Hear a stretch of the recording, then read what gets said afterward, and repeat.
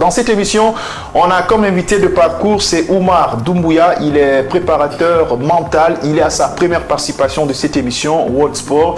Chaque jeudi, dès qu'il est 16h, Doumbouya, bonsoir et bonne arrivée. Oui, bonsoir Major, bonsoir à toute votre équipe. On est très ravis de vous avoir dans cette émission sportive. Vous êtes préparateur mental. Mental sur le plan sportif ou bien dans quel aspect ou bien vous êtes généraliste? Bon, je suis spécialisé dans le domaine du sport, mais après je suis en train d'approfondir ma formation pour être généraliste. D'accord. Vous êtes guinéen, vous résidez en France, c'est ça? C'est ça. Quel est l'objectif de votre arrivée à Conakry? Alors, merci mon très cher Major et bienvenue à votre question. Et ma présence en Guinée, ça ne date pas d'aujourd'hui, c'est de voir vraiment qu'est-ce que je pourrais apporter à la Guinée au niveau sportif, particulièrement le football. Et parce que j'avais pensé déjà, après ma carrière de football en France, pour essayer de me former pour venir vraiment apporter mon grain de sel au football guinéen. Ah, vous avez été footballeur, vous êtes ancien footballeur. J'ai été footballeur et j'ai joué pas mal de clubs. J'ai commencé déjà en U17 nationaux et après j'ai enchaîné avec les U19 nationaux. Ça c'est la catégorie professionnelle des catégories jeunes moins de 19 ans. D'accord. Et après j'ai enchaîné avec, j'ai été surclassé pour jouer avec la CFA. Et après, voilà, je suis redescendu en DH et puis tout ce qui suit. Allez, une manière d'avoir quelques informations concernant notre invité de cet après-midi dans cette émission sportive. Quand on parle de victoire, souvent il y a l'aspect mental qui a sa place avec cette situation.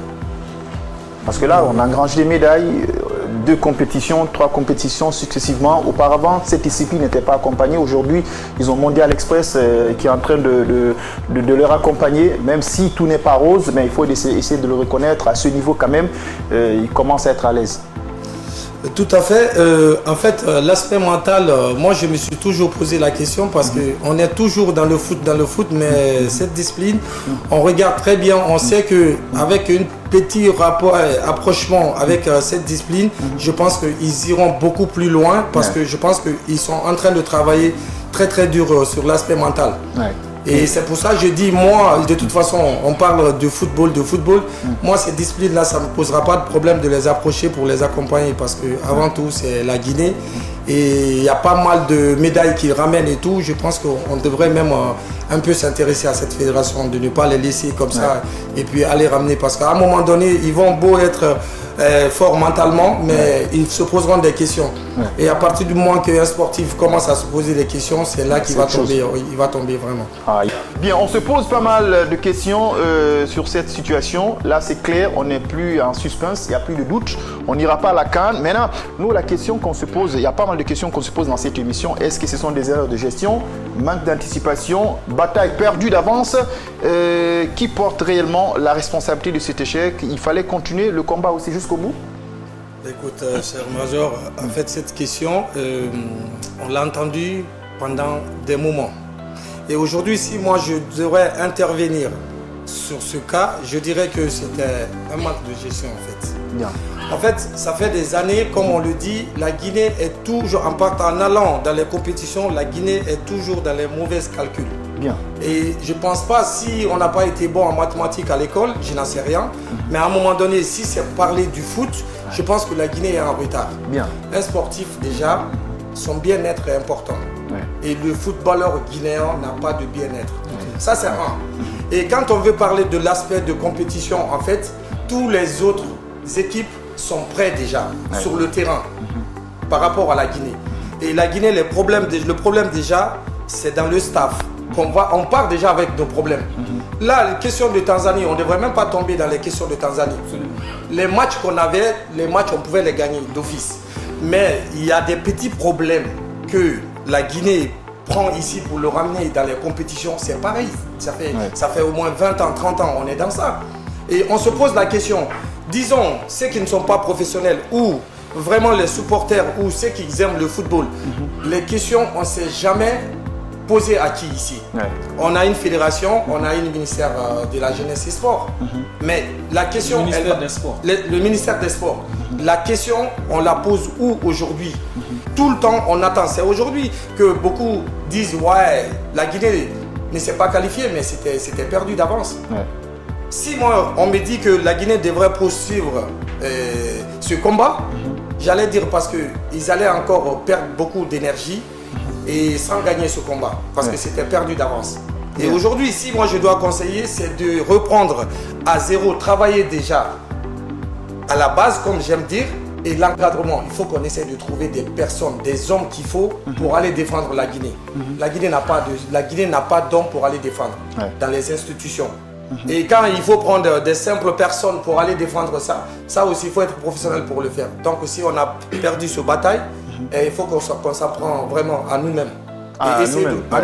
Et d'essayer de régler nos problèmes à l'interne déjà avant d'aller en compétition, parce qu'on va à l'abattoir à chaque moment. À tout moment, on va à l'abattoir. Il faut que la Guinée sorte des débats de personnes. Là, ce que vous êtes en train d'expliquer, ça c'est un débat de personnes, ça. Il y a des guéguerres dans cette fédération, dans toutes les entités du football en Guinée. Le problème ne va jamais s'arrêter. Et c'est pour ça que je m'exprime là-dessus. Pour dire que s'il faut compter de ceux qui ont géré un tout petit peu, pour dire qu'il faut faire revenir telle personne, allez-y dans les cimetières, vous allez faire venir d'autres personnes qui sont enterrées là-bas. Mais vraiment, de mon côté, moi je ne souhaiterais pas que tous ceux qui ont touché à quelque chose, parce que leur guerre ne finira jamais du tout, sont là. Aujourd'hui, l'autre, il était aux affaires. On l'a fait sauter. Moi, je vais un peu plus loin. Parce que quand Bouba Sampil était là tout de suite et tout, Bouba Sampil, il est venu comment? Il est venu, on a voté pour lui, il n'est pas venu tout seul. Mais il s'est vu tout de suite rejeté tout seul pour dire que la faute c'était lui tout seul. Alors qu'il est venu avec une équipe. Avec une équipe. Et on dit qu'il n'écoutait pas. L'équipe ne s'est jamais plainte parce qu'il n'écoutait pas. Mais quand c'est devenu un problème, voilà, il fallait éjecter quelqu'un, il est éjecté. Vous croyez que Bouba Sampil a laissé cette histoire là tranquille, mais la Guinée on sortira. Non, il a apporté des réserves. Oui. C'est ça que je dis. Les réserves ou pas des réserves, on est Guinéens. On sait très bien, il a été éjecté. Vous croyez que Sampil va laisser les gens tranquilles par rapport à ça? Non, ils vont toujours être dans ce débat de défense, tout ça là. Aujourd'hui, qu'on arrête tout ça en Guinée, nous, d'autres, je ne fais pas ma campagne du tout, on est parti se former par rapport à ça. On a eu beaucoup de problématiques et aujourd'hui, on s'est engagé pour venir en Guinée. Moi, ça fait 5 ans, je suis en Guinée en permanence. Et là, aujourd'hui, quand je dis qu'on a la solution, parce qu'il y a d'autres aussi qui sont en formation et qui ont fini, qui veulent venir s'installer, mais ils ont peur parce que dès que tu fous ton pied en Guinée, on t'envoie à l'abattoir. Dès que tu fous ton pied en Guinée, on te voit. Moi, je pense que ça, c'est... Ils vont pas vous perjurer parce que si le problème, tu vas venir avec une formation, tu as des bons projets, ils cherchent à te mettre dans leur réseau. Voilà, moi de toute façon, je ne suis pas prêt. Moi, aujourd'hui, je suis pas là aujourd'hui pour appartenir à un réseau. Moi, je suis venu aujourd'hui, je propose beaucoup de choses. Vous mettre au service de la nation. La Guinée de l'affaire 77 de Pascal Fendouno n'a pas en terrain, on ne joue pas à domicile. C'est des aspects quand même à ne pas négliger. Oui, d'accord, Major. Il faut forcément qu'on joue à Oui, Major, moi, je veux bien que la Guinée vraiment priorise le professionnalisme. Il y a des entreprises qui veulent venir en Guinée pour s'investir, pour vraiment... Parce que sans savoir que les entreprises extérieures, eux, déjà, ils observent la Guinée. Eux, ils veulent vraiment se démarquer des autres. Tant qu'ils n'ont pas leur gombo dans ça, ils vont mettre les bâtons dans les roues. Voilà. Ils vont voir, attention, est-ce que le projet là c'est ça? Est-ce que j'ai mon pourcentage? S'ils n'ont pas leur pourcentage, jamais ce projet ne verra jour. Quand je parle de débat de personnes, ça va dans ce sens. Là, aujourd'hui, si on a des vrais... Parce que quand moi j'entends parler des infrastructures et qu'on parle de l'État, moi je veux qu'on m'explique tout de suite ou qu'on me pose la question, alors comment toi tu vois qu'on peut avoir des stades sans que l'État ne s'investisse même? Ben moi j'expliquerai quelque chose. Parce que tout est lié. Le manque de formation en Guinée. Parce que moi vous me donnerez 2 joueurs, par exemple le petit Morlaï. Si on me laissait la main de le petit Morlaï, moi je pouvais vraiment rapporter 2 stades à la Guinée. Parce qu'à la signature de certains contrats, moi je veux vous dire, les clubs ne sont pas pauvres. Tous les clubs du monde aimeront vraiment faire des stades en Afrique par exemple. Pour leur nom en fait. Ça c'est une marque pour eux. Mais en Guinée ici, je vous dis qu'on est bloqué juste parce que tel. Quand j'entends aujourd'hui, sans tel, le football guinéen ne peut pas avancer. C'est grave ça. J'ai envie de sortir pour parler. Mais aujourd'hui, parle juste sur quelqu'un. En le critiquant. On va te coller des étiquettes. Ben ça c'est fini. Moi mon problème aujourd'hui, je suis en Guinée. Quand on m'appelle en France, t'es encore en Guinée? Ben oui. Je reçois toujours, ça va pas marcher parce qu'ils vont indexer les gens, Moi, ces gens-là, je les respecte très bien. Mais moi, si ceux-là pouvaient être vraiment des vrais parrains aujourd'hui. Bien. Parce qu'ils ont eu la gestion. Aujourd'hui, qu'ils se lavent la main, qu'ils soient vraiment des vrais parrains pour nous, pour qu'on puisse vraiment donner la solution en tout cas, à ce football. C'est que vous êtes en train de dire, la situation elle est compliquée. Hein. On parle sur le plan administratif, on parle sur le plan d'infrastructure. Le sport ne peut pas évoluer sans les infrastructures. Et sans la formation, c'est quelque chose qui évolue ensemble. Hein. On parlait de l'élite du football guinéen. Il s'agit donc de l'équipe nationale. Et cette fois-ci, on va revenir avec le championnat guinéen Ligue 1 Guico Press. La situation, elle est compliquée. L'aspect sécuritaire est devenu franchement une situation très compliquée pour la Ligue guinéenne de football professionnel de long en large. Alors, Doumbouya. Oui, moi quand j'entends les 13 millions qu'ils ont sanctionné la Escalon. En fait, tout ce qui, moi, il y a 2 semaines, j'étais aussi au stade de Petit Sori. Et le scandale qui s'est passé, j'ai même fait une vidéo là-dessus pour dire qu'aujourd'hui, on n'a que ça en Guinée. Là, tout est lié. Hein. On parle de l'équipe nationale et tout. Le football local, déjà, c'est l'animosité en fait. Comment vous pouvez sortir un joueur là-bas, le mettre avec des joueurs professionnels pour aller en compétition internationale? Ça ne marchera pas. Ça, c'est un. De deux, j'ai dit à tous les présidents de clubs de ce pays de faire preuve de sagesse. Arrêtez juste de financer l'argent dans les clubs. Parce qu'il y a un autre problème, aspect qui sort dans ce football guinéen.